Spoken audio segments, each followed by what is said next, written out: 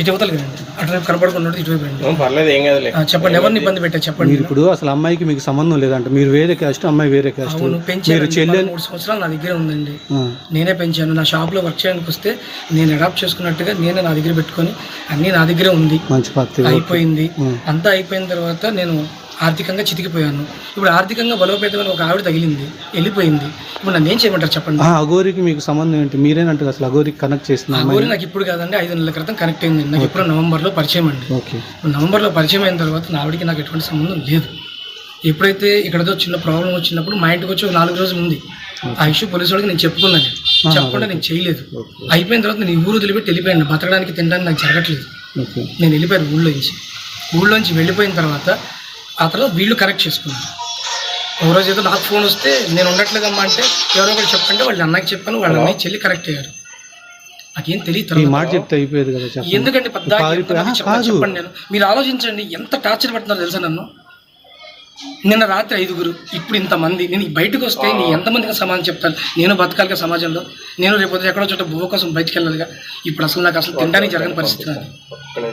ఒక పక్క నుంచి నాకు ఏదో లక్షలు వచ్చినాయి అని, నా ఏదో డబ్బులు తిన్నానని. నా బ్యాంక్ అకౌంట్ ఏమంటారు మీకు? అన్ని మైనస్ లో ఉన్నాయండి. అవి బ్యాంక్ అకౌంట్లు అన్ని మైనస్ లో ఉన్నాయి. వినండి, అఘోరి నుంచి నా దగ్గర నుంచి వచ్చిన అమౌంట్ 1,50,000 రూపాయల్లో 1,00,000 రూపాయలు బిక్సీలో మొబైల్స్ కొందండి. 1,10,000 కొంది, 4,000 నా చేతి పడ్డాయి. ఇదిగోండి అకౌంట్స్తో సహా నేను మీకు పంపించమంటే పంపించేస్తా. దీని తర్వాత ఆవిడ బీర్లకి మందులకి నేను కొట్టినవి అని దీనిలో ఉన్నాయి.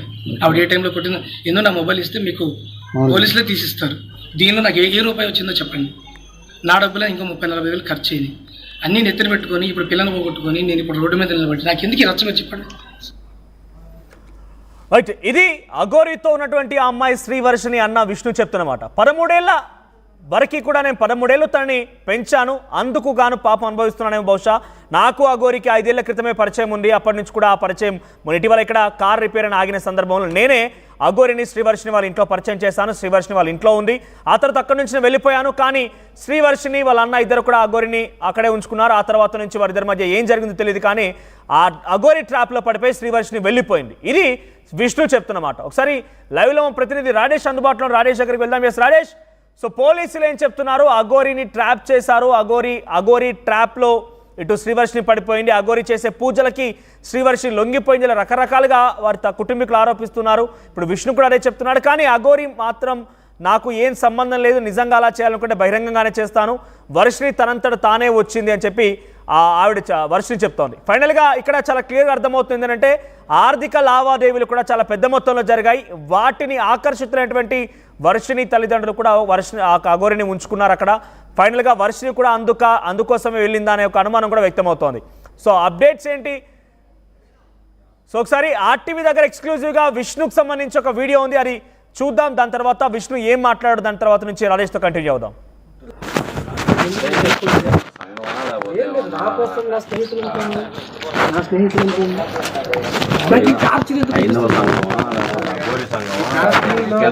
దీనిలో ఆయన దగ్గర ఒకే ఒక్క వీడియో ఉంది.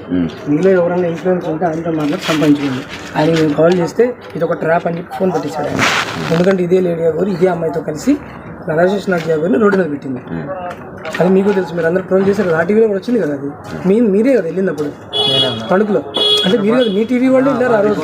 నేను ఆ రోజు ఆపడానికి ఎంత ప్రయత్నించాను తెలుసా? ఈ అమ్మాయి చెప్పిందన్న విషయం కూడా నాకు తెలియదు. నేను ఆ రోజు ఫిక్స్ అయ్యా, దీన్ని పెళ్లి చేస్తే మంచిది, ఇంకా అయిపోయింది. ఈ ఫ్యామిలీకి ఎంత ఇచ్చి ఉంటాడు వాడు ఇప్పటి వరకు సుమారుగా? ఏం ఇవ్వలేదన్న, ఒక 5,000 10,000 ఇచ్చాడు అంతే. 5,000కే ఆశపడింది ఆ పోరే. 50 లక్షలు మాట్లాడింది, ఏం ఇవ్వదు.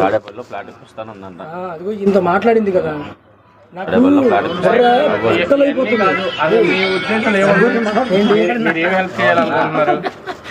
నేను ఒకటి చెప్పిన, మీ మీడియా ద్వారా భయపడింది కానీ అమ్మనదు, చట్టానికి కూడా భయపడదు. ఎందుకంటే షామీర్పేట వెళ్తే షామీర్పేట పోలీసులు కూడా దానికే సపోర్ట్ చేశారు.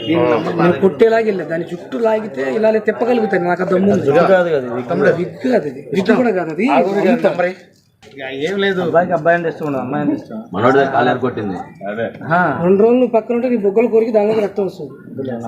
చిరంజీవి లాగా పెట్టి ఈ రోజు పగిలి కూడా చూసారు కదా, అయ్యే మరి అంత చేసినప్పుడు మీరు ఎట్లా ఊరుకుంటున్నారు? అందుకే దాని దగ్గర పారిపోయింది. ఆ ఎఫెక్ట్ వాసన వస్తుందంట, ఎట్లా ఉంటున్నారు? నా దగ్గరికి వచ్చిందో మేము దాన్ని చాలా మార్చాం. దాన్ని పట్టు చీర కట్టుకొని వచ్చింది చూసారా హైదరాబాద్ లో ఒకసారి, గుర్తుందా మీకు? అక్కడ ఆయన కలవడానికి చీపూరు వెళ్ళిందా, ఆ చీర కొనుక్కొచ్చింది మేమే. సిల్క్ చీరలు చాలా తెచ్చి నీ ఫోన్ నీకు ఇచ్చా, జాగ్రత్త పెట్టుకో. నాకు ఇంకో ఫోన్ ఇది. అయినా నువ్వు 10 రోజులు ఏం చేయకుండా నా తలనొప్పికుందా పగల నువ్వు. రైట్ రాజేష్, ఇక్కడ విష్ణు ఏదో మాట్లాడుతున్నారు, మీరు కూడా అక్కడే ఉన్నారు. అసలు విష్ణు ఏం చెప్పాడు వీడియోలో? అంటే నిన్నటి వరకు జరిగినటువంటి ప్రచారం ఏంటంటే అఘోరి నాగసాధు పట్ల ఆకర్షితులయ్యి శ్రీవర్షిని వెళ్ళిపోయింది అనేది ఒక వెర్షన్. రెండోది తమ కూతురికి మత్తు మందు పెట్టి కొంత ఇదంతా ట్రాప్ చేసి నాగసాధు తన కూతురు తీసుకువెళ్ళిపోయింది అనేది తల్లిదండ్రుల వెర్షన్. కానీ ఇక్కడ కొత్త వెర్షన్ ఇప్పుడు వెలుగులోకి వస్తుంది. ఈ 2 అంశాల్లో కీలకంగా వ్యవహరించింది విష్ణు అని తెలుస్తుంది. ఎందుకంటే విష్ణు గత 13 సంవత్సరాలుగా ఆ కుటుంబంతో పరిచయం ఉంది. అంతేకాదు ఇంతకుముందు మనం మాట్లాడుకున్న విష్ణు శ్రీవర్షిని సొంత అన్నయ్య కాదు, సొంత అన్నయ్య శ్రీహర్ష మాత్రమే. ఈయన 13 సంవత్సరాల నుంచి వాళ్ళతో కుటుంబంతో పరిచయం ఉండడం, ఆ శ్రీవర్షినికి కొంత జాబ్ కానీ లేకపోతే అక్కడ ఆయన చేసే దాంట్లో ఉద్యోగం కల్పించడం అవన్నీ చేశాడు కాబట్టి అన్నగా ఆమె పిలుస్తూ వస్తుంది. అసలు శ్రీహర్ష శ్రీవర్షిని వాళ్ళ సొంత ఊరు రేపల్ల దగ్గర పెనుమూడి. తర్వాత వీళ్ళు ఉపాధి కోసం మంగళగిరికి వస్తే అక్కడ విష్ణు పరిచయం అయ్యాడు.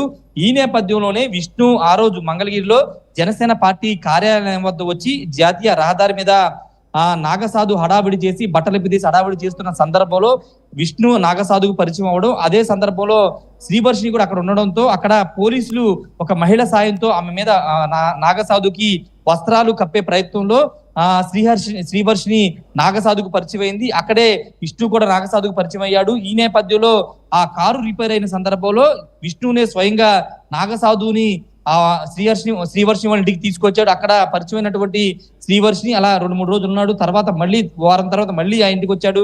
అలా 2-3 సార్లు వచ్చి వారం 10 రోజుల పాటు శ్రీవర్షిని వాళ్ళ ఇంట్లో ఉన్నాడు.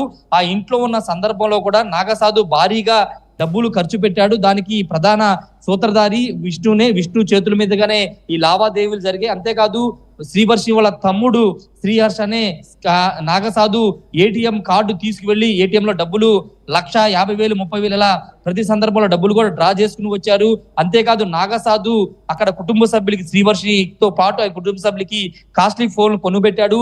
ఇదంతా నడిపించింది విష్ణుడే అని తెలుస్తుంది. విష్ణుకి తెలిసి ఇదంతా జరిగింది. అంతేకాదు నాగసాధు కంటే ముందు తణుకులు ఉన్నటువంటి రాజేష్ అఘోరాకి విష్ణుతో పరిచయం ఉంది. ఈ నేపథ్యంలోనే నాగసాధుతో పరిచయం పెంచుకున్నటువంటి విష్ణు ఈ కుటుంబ సభ్యుల్ని పరిచయం చేశారు. తర్వాత ఈ మనీ ట్రాపింగ్ అంతా జరిగిందనేది తెలుస్తుంది. అయితే ఇక్కడ శ్రీవర్షిని కేవలం నాగసాధు వద్ద ఉన్నటువంటి డబ్బును చూసి డబ్బు ఆకర్షితులై వెళ్ళిందని ఒక ప్రచారం కూడా నడుస్తుంది. నాగసాధు శ్రీవర్షినికి ₹1,00,000 ఫీజు కూడా డబ్బు చెల్లించాడని విష్ణు కూడా వీడియోలో మాట్లాడాడు. అంతేకాదు ఖరీదైన ఫోన్లు కూడా నాగసాధు శ్రీవర్షిని కొనిపెట్టాడు, అందుకే వెళ్ళిపోయిందని కూడా విష్ణు మాట్లాడారు. తాడేపల్లిలో ₹50 లక్షలతో ఇల్లు కూడా కొనిపెడతానంటూ నాగసాధు ఆ కుటుంబ సభ్యులకి ఆఫర్ ఇచ్చారు. కానీ మీ కూతురు నాతో పంపిస్తేనే 50 లక్షలు ఇస్తానని చెప్పడంతో ఆ కథ అడ్డం తిరిగిందని తెలుస్తుంది. అయితే ఈ కేసులో ఇప్పుడు తల్లిదండ్రుల వర్షం ఒక రకం ఉంది, అక్కడ నాగసాధు శ్రీవర్షిని వర్షం ఒకలాగా ఉంటే ఇప్పుడు విష్ణు వ్యవహారం అంతా బయటికి లాగితే కనుక ఏం జరిగింది, అసలు నాగసాధు ఇంతమంది ఉండగా మంగళగిరిలో కేవలం శ్రీవర్షిని వాళ్ళ ఇంటికి ఎందుకు వచ్చాడు, విష్ణునే ఎందుకు తీసుకొచ్చి